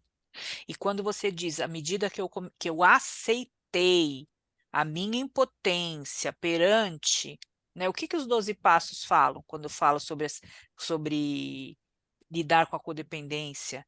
Que o primeiro passo é a aceitação. Eu aceito que sou impotente perante. Então, é perante a droga, perante o álcool, perante o outro, perante o sexo, perante o jogo, depende do que é a sala de apoio, né? Mas é o primeiro passo, eu aceito que sou impotente perante. Então, quando você traz essa fala, você aceitou que você era impotente perante esse dar conta da vida do outro, arrumar, né, consertar o casamento dos meus pais. Quando eu aceitei isso, isso vem para todas as minhas outras relações, é. certo? A criança não entendia, né? A criança não Não, tinha nem um pouco de consciência de tudo não, aquilo que ela vivia. Mas não. a partir do momento que você se vê impotente naquela situação, aquela ânsia de consertar a vida dos outros e salvar vai diminuindo, Vai diminuindo, acaba. claro. E a criança não, mas muitas vezes no adulto a gente ainda está fixado na criança nesse aspecto. Então, por isso que a gente tem a dificuldade de aceitar que não pode mudar relações, né?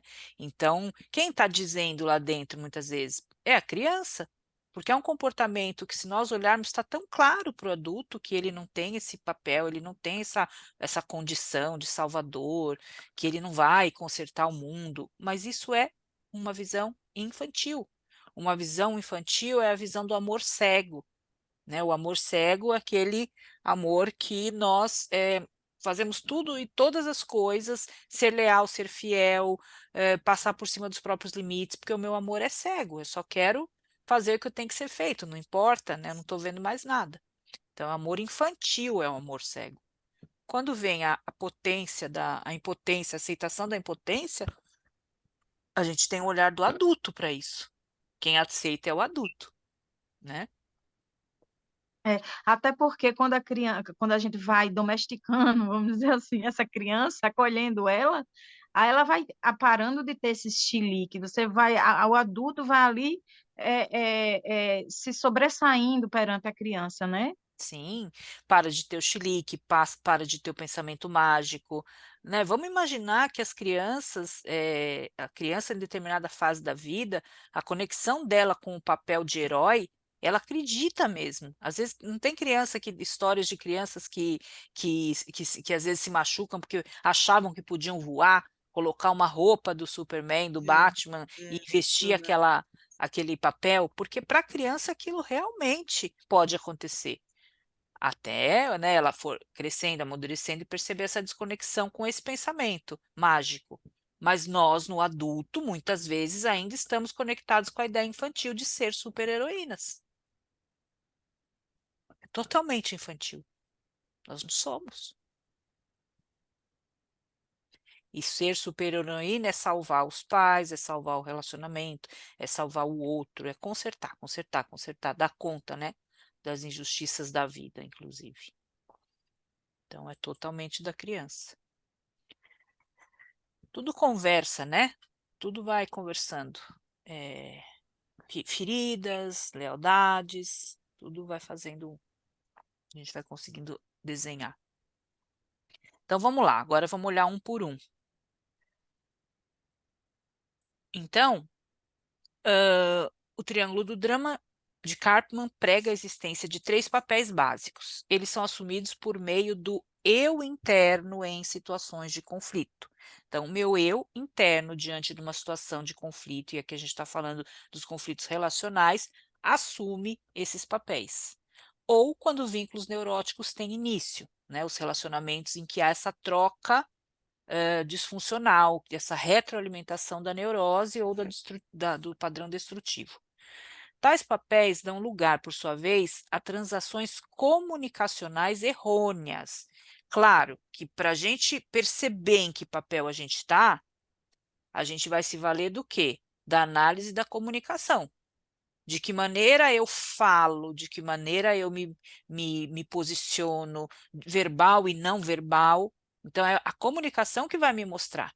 Então, quando eu pedir para vocês começarem a refletir sobre em que momento que vocês se viam como perseguidoras, salvadoras ou vítimas, né? Então, a perseguidora é a que impõe, a salvadora é a que ajuda e a vítima é a que manipula. Então, quais são as falas que conectam vocês? Os comportamentos de comunicação ou do outro para conosco, que nos coloca de novo naquele lugar. Porque aí a gente ganha percepção sobre nós e sobre a relação. Hoje eu já percebo que ele está no papel de vítima quando ele começa a falar de tal forma ou ele começa a agir de tal forma. A comunicação dele, não verbal, não precisa só falar, é só agir, me mostra que ele está em tal papel. E aquilo já me lança para outra ponta do triângulo. Então, se ele está se colocando no papel de vítima, eu, dentro do triângulo, eu já vou fazer a triangulação lá com ele no outro ponto. Eu vou ficar na perseguidora ou na salvadora. Normalmente na salvadora, né? Então, ele é vítima, eu tenho que salvá-lo. Como que eu vou salvá-lo? Sendo materna, sendo cuidadora, salvadora, enfim, né? Então, percebam que a gente percebe que o papel em atuação, no momento está atuando, por meio da comunicação.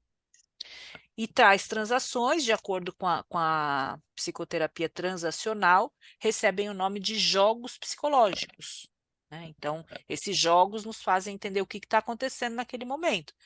Nós, enquanto terapeutas de família e casal, principalmente, que a gente observa a relação, quando a gente está numa terapia de casal ou de família, a gente observa a relação. Então, conforme cada um comunica pelo falar e muitas vezes por outras formas de comunicação, a gente consegue enxergar, né, como é que esse casal está, ou essa família está, em que papel cada um está, o quanto um papel retroalimenta o outro, para auxiliá-los a sair desses papéis, para que o triângulo seja desfeito.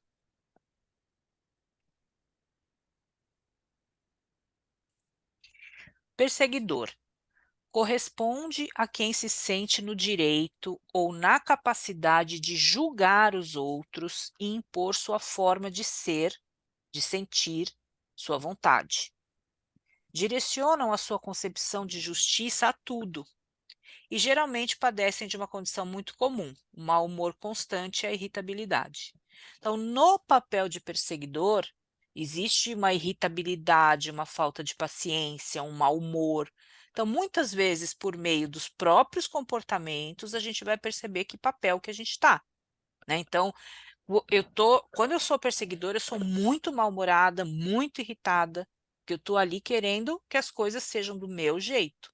Então, eu julgo o outro pela forma como ele age, como a forma como ele se comporta. Julgo no sentido de realmente falar isso é certo ou errado. E aí o que é certo é o que é meu. E aí eu quero impor a minha forma de ser, de sentir, o meu desejo, a minha vontade. E essa concepção de justiça, direcionam a sua concepção de justiça a tudo, é que o julgamento e a justiça, eles estão muito alinhados, né, nesse sentido de isso é certo ou errado, então eu julgo certo ou errado e eu tenho que fazer justiça do que é certo, do que é errado. Sua perseguição se dá por meio da imposição de seus desejos, vontades e modo de pensar.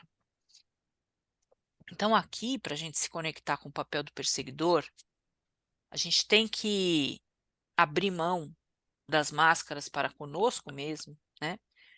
De que a gente veste para não olhar que a gente está nesse papel, né? Porque todos os papéis do triângulo do drama, eles são papéis que são mascarados por nós. Eu não quero estar na condição de perseguidora, nem de vítima, nem de salvadora. Só que como a gente está fazendo um exercício aqui, justamente como propõe essa análise transacional, de trazer a consciência para mobilizar a mudança, nós precisamos desconstruir ou tirar as máscaras que nos afastam da possibilidade de nos enxergar no papel de perseguidor. Então, nesse momento que vocês trouxeram, refletiram sobre uma situação e trouxeram já alguns pontos que vocês conseguiram detectar, né? Então, houve fala que, eu vi nessa situação o papel da vítima. Está lá, o papel da vítima está bem claro, já está num nível de consciência bem próximo, né, da realidade. Mas e aqueles que a gente não conseguiu olhar? Eles fazem parte, é possível ir mais fundo depois dessa dinâmica e tentar entender se em algum momento dessa fala vem se achar no direito ou na capacidade de julgar os outros por agir diferente da forma que nós acreditamos que seria melhor, e com isso impor a nossa forma de sentir, de ser, a nossa vontade, nosso desejo para a vida do outro. Se isso é permeado pelo mau humor, pela irritabilidade, né, isso é um indicativo de que a gente está no papel do perseguidor. Se a gente percebe que a gente está impondo, e o final dessa história é sempre o mesmo. Quando a Cláudia falou, como é que é? Ajudar a quem? Né? Também é sobre quem está atrás disso. Por que que eu quero impor? Eu estou tentando, por meio da imposição, fazer que as coisas funcionem do meu modo. Eu estou tentando, através da ajuda, ajudar a mim. No final, é tudo sobre nós, porque a codependência, ela não é o amor. A codependência, ela é o desejo de obter algo para nós, para atender quem? A minha dor da criança, a minha dor da traição, minha dor do abandono, todos os meus desejos aqui, eles estão subliminares a esse papel. Então, eu persigo e quero que ele seja do meu jeito, que ele responda à minha perseguição. Por quê? Porque ele correspondendo a isso, eu vou me sentir amada, pertencente, eu vou me sentir que eu agradei, as coisas vão funcionar do meu jeito. Caso contrário, eu vou ter que lidar com a frustração, com a decepção, com a rejeição. Percebem que tudo o que está por trás? Então, como é importante a gente se permitir olhar sem julgamento para conosco, sem máscara, para quais são... Desculpa, Romina. Pode Eu falar. consigo ver isso na situação que eu falei, mas eu só consigo ver que eu estava irritada. Tipo, eu não queria engajar, eu não queria ficar impondo as minhas vontades, eu só queria, tipo, parar de sentir aquilo. Uhum. Então, você não precisa necessariamente querer engajar, mas quando a gente vem para o padrão, a gente é jogada naquele lugar, entendeu? Eu entendo que genuinamente você não queria mais engajar. Assim como muitas vezes, né, a gente ouve tantas outras coisas de desejo genuíno, mas a gente é jogada para aquele lugar. A própria compulsão, né, eu desejo manter o meu corpo com peso a menos, mas eu tenho compulsão alimentar quando eu vejo eu estou jogada no campo do não conseguir controlar minha alimentação. É um padrão. E aqui é a mesma coisa. Eu entendo que não quero mais engajar nesse triângulo. Mas para que lugar eu fui jogada quando isso aconteceu? Não é que fui jogada pelo outro, né? Não é o outro que faz com que, ou seja, no sentido de não é a responsabilidade do outro, mas é como isso ainda me afeta, como isso ainda me coloca em algum lugar, que não é o lugar que eu gostaria. Sim, tipo, a situação acontece, tipo, a armadilha tá pronta. Isso, E isso. daí a pessoa cai. É lançado assim, ó, tuf, o outro vai lá só estilinga e a gente voa para lá, né? Então você percebe como irritabilidade, mau humor, a minha fala é de julgamento para com o comportamento dele, a minha fala é veemente no sentido de que é a minha forma que é a certa, o teu jeito está errado. Enfim, se está errado ou não, não é essa questão, né? Errado para cada um tem o seu ponto de vista, a sua subjetividade, não dá para julgar o que é certo ou errado. Mas o que fica muito claro é a necessidade da gente mostrar que a nossa forma é a correta. E aí vem a frustração, porque ele não está fazendo da minha forma. E isso traz irritação, traz mau humor e deflagra ainda mais a perseguição. Perseguição no sentido de imposição. Vamos para o outro, o salvador, né? Então, vejam, né? Você pode estar no lugar de perseguidor enquanto ele está de vítima, isso na relação na díade. Mas se nós olharmos para nós individualmente, muitas vezes sem a retroalimentação do outro, a gente também vai migrando para esse lugar sozinhos. A gente não tem necessariamente que o outro está numa posição para a gente estar também. Salvador é aquele que se comporta como se devesse ajudar os demais, ainda que ninguém lhe peça. O que tenta é se fazer necessário para os outros e fomentar assim a dependência. Usualmente não resolve seus próprios problemas. Então vamos lembrar que é mais um pouco do que eu estava dizendo agora. A codependência ou dependência emocional, a relação vinculada com base na dependência, ela tem esse objetivo. Eu salvo para que o outro me veja como necessário e aí assim ele vai depender de mim. De alguma maneira, isso em todas as relações, né?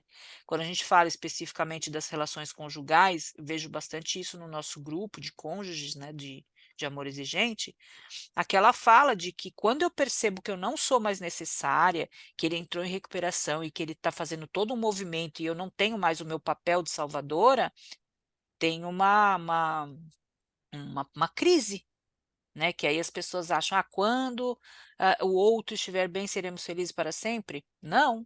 Se eu não conseguir dar conta de não mais me relacionar para ser necessária, não vai ficar tudo bem, né? Eu preciso me relacionar no meu lugar de troca, de equilíbrio entre o dar e o receber, né? Que nós já olhamos. Já falamos, né? Quando tem um lado dando demais e o outro não, o outro se torna tão devedor que em algum momento a relação sucumbe. Ele não tem espaço ali, ele não vai conseguir pagar essa dívida nunca. E vejam que ele se comporta para ajudar os demais, ainda que ninguém lhe peça, porque ele não está correspondendo a um pedido genuíno de ajuda do outro. Ele está correspondendo a uma necessidade dele de ajudar para ser necessário. Sua salvação se dá por meio da ajuda sem limites, desrespeitando a si, a seus valores e desejos muitas vezes, para oferecer ajuda que pensa que o outro deseja, quando muitas vezes ele nem a pede. Então, aqui a gente cai exatamente naquele conceito que a gente estudou nas ordens da ajuda, né? Quando a gente falou sobre a ordem que traz essa ideia da ajuda discreta, né? Que a ajuda discreta é a ajuda que funciona, é a ajuda em que eu não ultrapasso os meus limites para dar aquilo que o outro nem quer. E na codependência a gente costuma fazer exatamente o contrário, né? A gente ultrapassa, a gente às vezes recursos financeiros, recursos emocionais, recursos de toda a natureza, desrespeitando muitas vezes o que eu realmente quero, ou desejo, ou meu valor, para dar conta de ajudar, e o outro nem quer a minha ajuda, e eu estou dando. Então, a codependência tem uma correlação com essa ordem da ajuda, da ajuda discreta muito importante da gente entender, porque é um movimento contrário que se dá na codependência. Veja, a ajuda aqui, ela está a serviço de nós mesmos. Não tá, a gente não está ajudando o outro porque a gente é boazinha, altruísta e tudo mais. Tá? A gente está ajudando a nós, tentando salvar a nossa pele.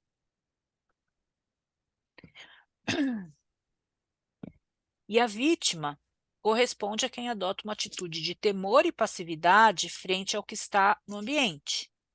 Sente que os demais o tratam mal, se sente muitas vezes perseguido, se sente não merecedor, mas não faz nada para sair dessa situação.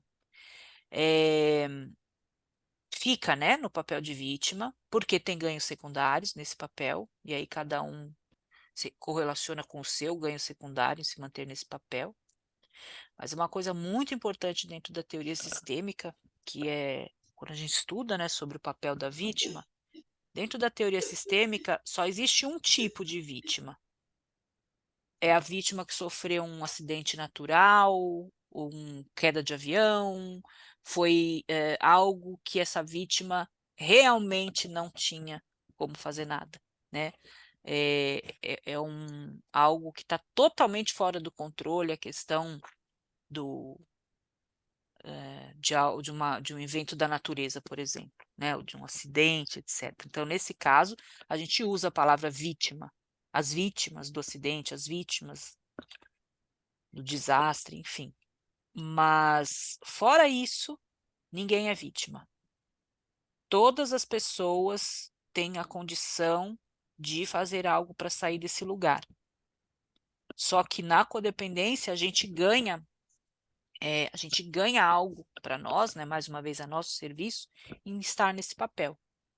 A vitimização, ela se dá por meio da manipulação, né? Então, como que a gente percebe através do comportamento? Quando a gente está manipulando, e muitas vezes essa manipulação, ela traz comportamentos até dramáticos, no sentido de, tá vendo, eu fiz tudo por você, não faz por mim, e você não faz nada por mim, ou tantas outras formas, né, que a gente conhece de se vitimizar. Se você não fizer isso, eu vou ficar assim. É sempre trazendo para mim esse papel de que eu só estou assim porque o outro não faz nada por mim. Então, essa máscara, esse véu aí, é preciso ser muito também, a gente precisa de muita honestidade para olhar para isso, né? Quando a gente começa a captar o nosso manejo de manipulação, fica muito mais fácil a gente perceber, nossa, eu estou manipulando. E se eu estou manipulando é por quê? Porque eu tenho um desejo de estar nesse papel para conseguir o quê com isso? Qual é o meu ganho secundário? Eu não sou vítima. Eu estou nesse lugar porque eu tenho ganho secundário. Qual é o ganho secundário? Né? E aí, Romina, oi, eu vi uma frase, acho que foi um dia desse, dizendo assim: ah, porque eu sou assim, porque eu passei por isso, por isso, por isso, ah, porque eu sou assim, por isso, por isso. Aí a pessoa fazia: realmente, você é assim porque você passou por isso, por isso. Agora, você permanecer assim, a responsabilidade é sua. isso, é isso mesmo, é Porque exatamente você isso. realmente, a gente ficou assim por conta da nossa história. Mas Uhum, aí a gente permanecer assim, cabe a nós. A exato, escolha é nossa, né? isso mesmo. Então vejam, né, todas nós, ao olharmos para a nossa história, e a maior parte das pessoas vão ter algo para trazer no sentido de experiências de dor, né, e fomos moldadas pela nossa história familiar, então podemos ficar nessa condição. Vim de uma família disfuncional, meu pai era assim, minha mãe era assim, então por isso eu sou assim. Ok. Mas e o que eu fiz para sair disso, para ressignificar essa história? Que vai desde esse processo de aceitar os meus pais, para, primeiro lugar, aceitar os meus pais, por quê? Porque aí eu saio dessa condição de vítima. Não é culpa deles. A história foi acontecendo conforme é assim que é, né? Não tem muito. Quando a gente estudou trauma, a gente não olhou lá que o fato em si não é um evento traumático, mas é a maneira como nós lidamos com isso. Então, é exatamente isso, né? Permanecer nessa situação é totalmente uma escolha nossa. Romina, só outra coisinha bem rápida. Com relação a isso, eu fiquei pensando com relação a esse negócio da traição, do controle. Porque, Uhum. assim, eu acredito que... Porque, assim, a traição, nesse caso, realmente, eu tenho esse controle da minha mãe, eu acho que é por conta dessa minha ferida mesmo, da traição. Uhum. Por quê? Porque eu acho... Porque, assim, a traição em si não é só entre marido e mulher. Não, A pessoa pode ser traída porque ela não cumpriu o papel dela de mãe. sim. A minha criança entendeu como se ela mentia muito por ser narcisista, então ela mentia muito, eu chorava com as mentiras dela, então eu tenho essa coisa do controle pela ferida da traição, porque é como se ela tivesse como mãe me traindo num papel de mãe, de cuidar de filha, ela mentia. Então, eu acho que isso está ligado realmente à minha ferida da traição, por conta desse controle, por conta de como se eu quisesse controlar a vida dela. Ô, Ela, Raquel, ela o que que uma criança o que que uma criança projeta na mãe? O que que uma criança espera da mãe? Uma criança, que a mãe a ame e seja cuidada, e que a cuide. sim, né? Ame É e a cuide. mãe, ame e cuide. E quando a sua mãe não oferece exatamente esse cuidado, você pode muito bem internalizar como ela está traindo a minha expectativa, o que eu esperava dela, entende? Não é a traição da É, pessoa, mas é a traição da sua confiança, da sua expectativa, a traição daquilo que você tinha certeza que era assim que ia funcionar. E não. Então, trai é, a sua expectativa. E aí gera a ferida da traição. E sem dúvida, vamos aí para a principal máscara, que é a do controlador. é o controle. É isso mesmo. Tá bom, obrigada, Rô. Obrigada a você. Então, o que que eu queria propor para vocês, né? Por que que eu pedi para vocês externalizarem todas hoje a narrativa e não só fazer aquele movimento da gente usar uma dinâmica para trabalhar todas? Porque quando vocês externalizaram, provavelmente aí vocês conseguiram, através da narrativa, da fala, vocês conseguiram acessar os pontos, vocês já foram elaborando a fala e falaram: olha, percebi isso, percebi essa ajuda, percebi a manipulação, ou percebi a perseguição, a imposição. Sobre o que vocês não perceberam, eu não estou dizendo necessariamente que exista isso, porque a gente vem trabalhando e pode ser que muitas vezes a gente não esteja mais reproduzindo os três papéis na mesma dinâmica, mas eu gostaria de propor a vocês que usassem esse exercício para refletir um pouco mais sobre a mesma situação e pensar sobre os pontos cegos, né? Existem coisas que a gente coloca num lugar de ponto cego. Não vejo isso, isso está inconsciente para mim ainda. Então, eu queria convidá-las a refazer esse exercício sozinhas, no, no- na intimidade, né, de cada uma, para ver se vocês conseguem acessar com honestidade para vocês, se ali também tem os outros dois papéis que vocês não relataram aqui ou que não conseguiram elaborar para trazer na narrativa, certo? Aí, se vocês desejarem falar sobre isso, trazer isso na semana que vem, ótimo, a gente acolhe, a gente ressignifica, a gente fala sobre. Se não desejarem e fazer o movimento já traz uma consciência a vocês, isso já é algo que vai ajudar na permanência do processo de mudança, ou nessa gestão aí que a gente está falando, certo? Eu vou colocar o slide no grupo, e aí, Ofélia, você veja o exercício, tá? Para você poder fazer com você, porque você entrou, as meninas já tinham feito, você não viu Sim, o que era, isso, e aí você pode tentar fazer, tá bom? sim. Tudo bem, meninas, então, por hoje? Semana que vem a gente permanece nesse Muito horário, então, bem. das 7h30, tá bom? Tá. Foi muito bom esse exercício. Que bom, Muito legal. Sim. que bom que você Tudo está eu acho aqui. bom, né, Romina? Ai, ai, ai. É como diz a Raquel, é um tal de a gente se movimentar e se curar, vamos embora, né? Ai, misericórdia. Aqui eu acho que quando a gente se encontra é uma academia emocional, viu? A gente tem que vir para É, academia, às vezes falar, é, eu não quero ir. Ai, quando eu não quero ir é quando eu mais é, tenho que ir. é verdade. E você faz isso com a gente sente uma saudade de você. Eu falei, não, hoje eu não eu preciso me encontrar, não com as colegas e com a nossa mestra, né? Você faz isso com a gente, mexe, faz a gente pensar e a gente sente saudade de você vê? Que Ai, bom. olha aqui, ó, Passei. gente. Olha que grupo, ó. Recebi meu. Oh! Ai, já tô lendo! Já comecei, já marquei aqui, ó. Ai, coisa boa.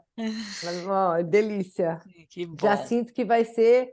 Vamos ter bons momentos aqui. Sim. Romina, ó, Romina, aqui você, ó.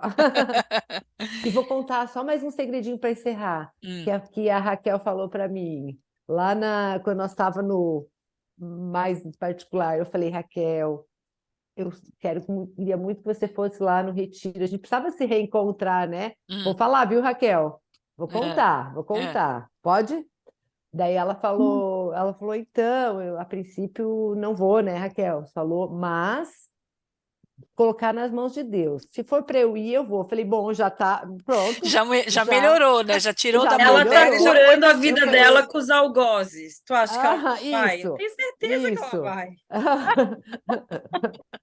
Tenho É certeza que Ah, ela vai. verdade. Agora eu Já falei, guarda o lugar dela no meu quarto, por favor. é ótimo, eu Eu já acho, tenho eu acho. certeza.